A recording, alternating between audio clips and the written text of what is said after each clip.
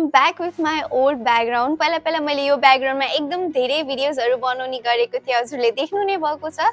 So आजको topic रहेको छ अहिले क्यापकटमा एउटा नयाँ इफेक्ट आएको छ। सो त्यो इफेक्ट कसरी युज गर्ने र त्यो इफेक्ट चाहिँ मलाई एकदम धेरै नै राम्रो लागेर हजुरहरुलाई शेयर गर्न मन लाग्यो।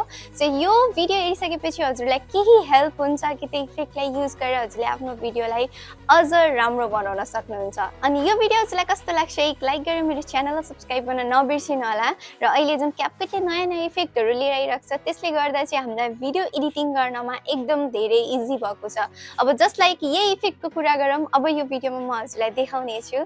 सो या गाइस भिडियो स्टार्ट गरौँ। अब फर्स्टमा चाहिँ मैले क्यापकट एपलाई ओपन गरेँ, न्यू प्रोजेक्टबाट एउटा भिडियोलाई सिलेक्ट गर्छु। सो यो भिडियो हजुरले यहाँनिर देख्न सक्नुहुन्छ। मैले इफेक्ट नराखिकन यो भिडियो यस्तो छ बिफोर एडिटिङ र आफ्टर एडिटिङ कस्तो हुन्छ त्यो म एडिट गरिसकेपछि हजुरलाई देखाउने नै छु। सुरुमा चाहिँ भिडियोको लास्टमा क्यापकटको वाटरमार्क देखाउँछ, त्यसलाई चाहिँ डिलिट गरिदिनु होला। अब मैले यहाँनिर भिडियोलाई सिलेक्ट गर्छु, तलपट्टि स्क्रल गर्दै जाँदा कटआउटको अप्सन देख्न सक्नुहुन्छ।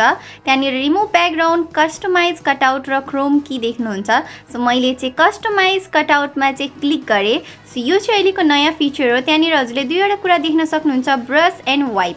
सो ब्रसबाट चाहिँ हजुरले चाहिँ कुन चाहिँ पार्ट सेलेक्ट गर्ने हो, कुन चाहिँ पार्ट कट आउट गर्ने हो, त्यो ब्रसको साइजलाई चाहिँ हजुरले कतिको राख्ने हो त्यतिको राखेर मैले चाहिँ थोरै नै राख्छु, बिकज हजुरले जुम गर्दाखेरि चाहिँ त्यो ब्रसको साइज ठुलै देखिन्छ। साइड साइडबाट मैले यसरी कटआउट गर्दै जान्छु। सो भिडियो चाहिँ मुभ हुन्छ, त्यही भएर हजुरले एउटा एउटा पार्ट यसरी नै कटआउट गर्नुपर्ने हुन्छ। अनि हजुरलाई चाहिँ ब्याकग्राउन्ड नै मात्र रिमुभ गर्ने हो भने चाहिँ हजुरले डाइरेक्ट रिमुभ ब्याकग्राउन्डको अप्सन युज गर्न सक्नुहुन्छ।